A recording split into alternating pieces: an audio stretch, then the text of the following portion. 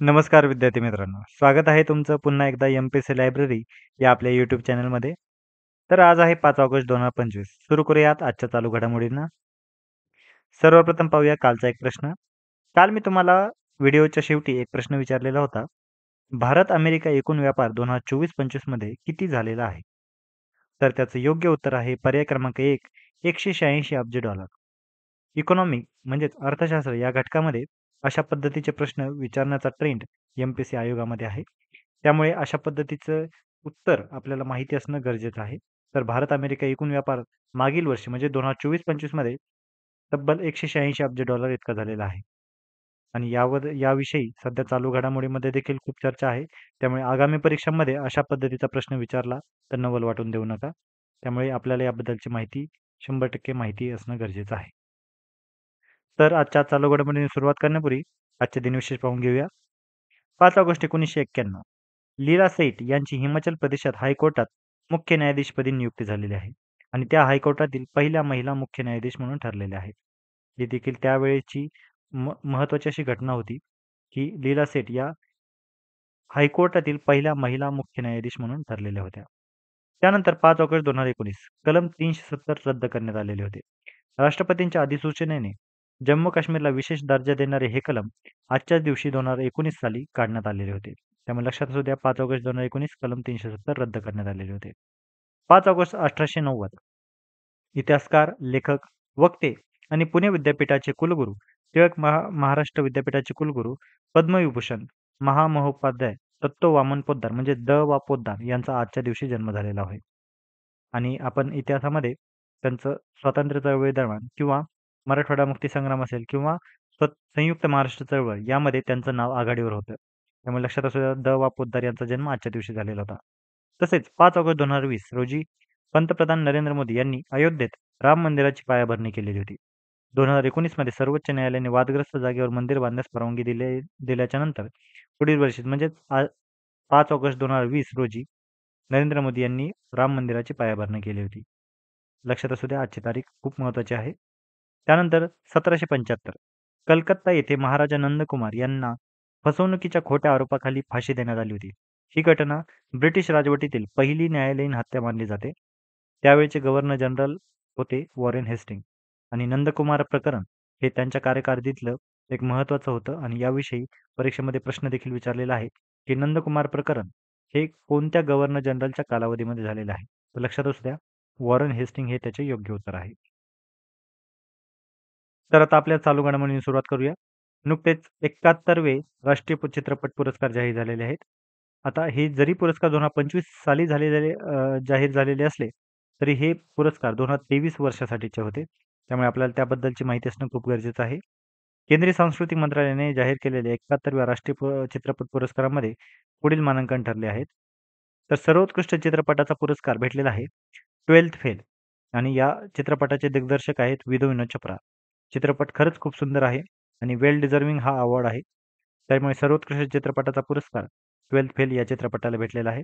त्यानंतर सर्वोत्कृष्ट अभिनेता ठरलेला आहे शाहरुख खान जवान या पिक्चरसाठी, तर विक्रांत मेसी 12th फेल या चित्रपटासाठी.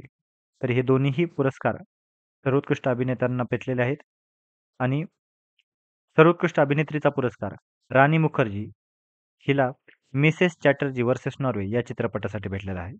त्यामुळे हे तीनही चित्रपटावरील पुरस्कार आपल्याला माहिती असणं खूप गरजेचं आहे आणि हे महत्त्वाचे पुरस्कार आहेत.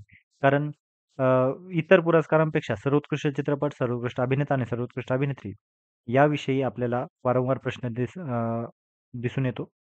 तसेच सर्वोत्कृष्ट दिग्दर्शकाचा पुरस्कार हा सुदीप्तो सेन द केरला स्टोरी या चित्रपटासाठी भेटलेला आहे. आता इतर काही पुरस्कारांची यादी पाहून घेऊया. सहाय्यक अभिनेत्रीचा पुरस्कार उर्वशी हिला उल्लो झुक्कू हा मल्याळम चित्रपटासाठी भेटलेला आहे. तर जानकी बोडीवाला हिला वश या गुजराती चित्रपटासाठी भेटलेला आहे. तसेच सहाय्यक अभिनेत्याचा पुरस्कार उक्कलम या चित्रपटासाठी विजय राघवनला, तर पार्किंग या चित्रपटासाठी एम.एस. भास्कर यांना भेटलेला आहे.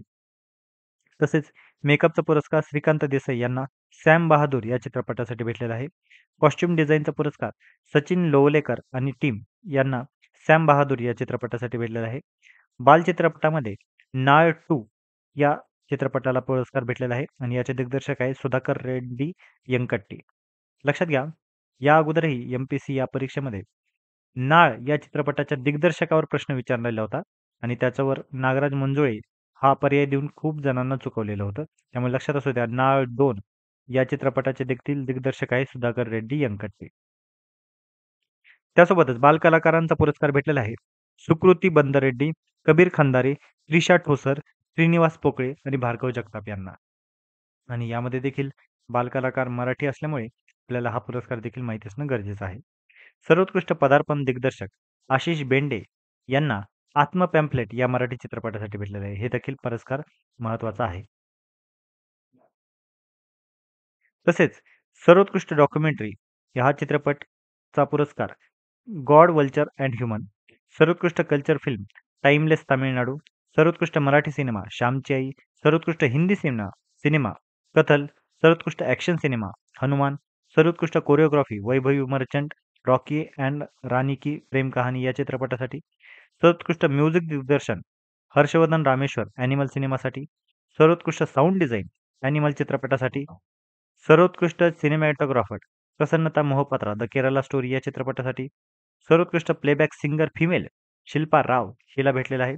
सर्वोत्कृष्ट अभिनेत्री राणी मुखर्जी हिला आपण पाहिलेलंच आहे आणि सर्वोत्कृष्ट डेब्यू फिल्म दिग्दर्शक आशिष भेंडे आत्मा पॅम्फलेट या चित्रपटासाठी भेटलेला आहे.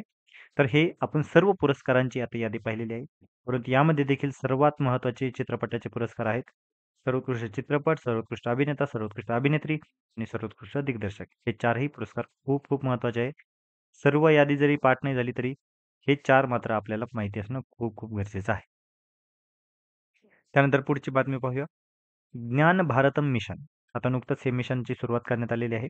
ज्ञान भारतम मिशन प्राचीन हस्तलिखितांचे आता डिजिटलीकरण करण्यात येणार आहे. याची सुरुवात 28 जुलै 2025 रोजी पंतप्रधानांच्या मन की बात म्हणजेच भाग 124 मध्ये या मिशनची घोषणा करण्यात आली. याचं जे उद्दिष्ट होतं ते प्राचीन भारतीय हस्तलिखितांचे डिजिटलीकरण करणे, तसेच जतन, संवर्धन व जागतिक पातळीवर उपलब्धता करणे. तसेच राष्ट्रीय हस्तलिखित मिशनसाठी आता 60 कोटींचे बजेट देखील करण्यात आलेले आहे. तसेच यामध्ये भारताचा ठेवा खूप मोठा आहे. सुमारे 5 दशलक्ष हस्तलिखिते आहेत, जे जगातील सर्वात मोठा संग्रह मानला जातो आणि यामध्ये धर्म, साहित्य, विज्ञान, कला या विविध विषयांवरचा हा ठेवा आहे. हस्तलिखित म्हणजे काय? हस्तलिखित त्याला इंग्लिशमध्ये आपण आपल्याला माहीतच असेल याचा जो योग्य पर्याय आहे, तो आपल्याला माहिती असणं गरजेचं आहे. हस्तलिखित म्हणजेच मॅन्युस्क्रिप्ट हे त्याला इंग्लिश शब्द आहे. कागदी, ताडपत्री, धातू, कापड आदींवर लिहिलेले 75 वर्षांहून जुने दस्तऐवज ज्यांचे वैज्ञानिक, ऐतिहासिक आणि सौंदर्यात्मक मूल्य असते, यांना हस्तलिखित म्हणलं जातं. लक्षात घ्या, छापील व लिथोग्राफ दस्तऐवज हस्तलिखित मानले जात नाही. त्यामुळे लक्षात असू द्या, ज्ञान भारत मिशन हे प्राचीन हस्तलिखितांच्या डिजिटलीकरणासाठीचं मिशन आहे. हे आपल्याला माहिती असणं खूप खूप गरजेचं आहे. त्यानंतर पुढची महत्त्वाची बातमी म्हणजे महाराष्ट्राला आता नवीन कृषी मंत्री भेटलेले आहेत. आपण पाहिलेलंच असेल, नुकतेच एक बरीच कॉन्ट्रोव्हर्सी झाली होती. महाराष्ट्राचे जे कृषी मंत्री होते माणिकराव कोकाटे यांच्यावर एक वादग्रस्त सध्या चर्चा चालू होती आणि याचाच फटका त्यांना बसलेला आहे आणि त्यांचं आता पद बदललेलं आहे. त्यामुळे महाराष्ट्राचे नवीन कृषी मंत्री झालेले आहेत दत्तात्रय भरणे. दत्तात्रय विठोबा भरणे हे आता महाराष्ट्राचे नवीन कृषी मंत्री असतील. राज्य मंत्रिमंडळातील श्री दत्तात्रय भरणे व श्री माणिकराव कोकाटे यांच्याकडील खात्यांमध्ये बदल करण्यात आलेला आहे. या बदलानुसार कृषी खाते हे दत्तात्रय भरणे यांना देण्यात आलेले असून क्रीडा व युवक कल्याण, अल्पसंख्याक विकास व औकाफ हे खाते श्री माणिकराव कोकाटे यांच्याकडे देण्यात आलेले आहे. त्यामुळे लक्षात असू द्या, माणिकराव कोकाटे हे आता महाराष्ट्राचे नवीन क्रीडा मंत्री असतील, तर दत्तात्रय भरणे हे महाराष्ट्राचे नवीन कृषी मंत्री असतील. तर या होत्या आजच्या चालू घडामोडी. तर या आजच्या अतिशय महत्त्वाच्या असे पुरस्कारावर असतील, आपल्या महाराष्ट्राच्या घटकावर असेल किंवा एखाद्या मिशनवर असेल, यावरील आपल्या आजच्या चालू घडामोडी होत्या. तर याच चालू घडामोडीवर आधारित आजचा एक प्रश्न पाहून घेऊया. 71व्या राष्ट्रीय चित्रपट पुरस्कारामध्ये सर्वोत्कृष्ट चित्रपट पुरस्कार कोणत्या चित्रपटाला मिळालेला आहे? अतिशय सोपा प्रश्न विचारलेला आहे, परंतु आपल्याला कन्फ्युजिंग होऊ शकतं कारण कालांतराने आपल्याला याबद्दल विस्मरण होऊ शकतं. त्यामुळे लक्षात असू द्या, सर्वोत्कृष्ट चित्रपट पुरस्कार हा या वर्षीचा कोणत्या चित्रपटाला भेटलेला आहे? आणि याचे पर्याय आहेत. पर्याय क्रमांक 1 ट्वेल्थ फेल, पर्याय क्रमांक 2 जवान, पर्याय क्रमांक 3 द केरला स्टोरी, पर्याय क्रमांक 4 मिसेस चॅटर्जी व्हर्सेस नॉर्वे. तर याचं योग्य उत्तर तुम्ही सर्वांनी कमेंटमध्ये सांगायचे आहे आणि योग्य उत्तराला नक्कीच लाईक देखील देण्यात येईल. तर या होत्या आजच्या चालू घडामोडी. तर अशाच अधिकाधिक कंटेंटसाठी, इन्फॉर्मेटिव्ह कंटेंटसाठी आमच्या एम-पी-एस-सी लायब्ररी या YouTube चॅनलला फॉलो करायला विसरू नका. आम्ही YouTube सोबतच Telegram, WhatsApp, Facebook आणि Instagram तसेच X.com म्हणजेच Twitter या सर्व सोशल मीडिया प्लॅटफॉर्मवर आहोत. तर या सर्वच ठिकाणी आम्हाला फॉलो करायला विसरू नका. धन्यवाद.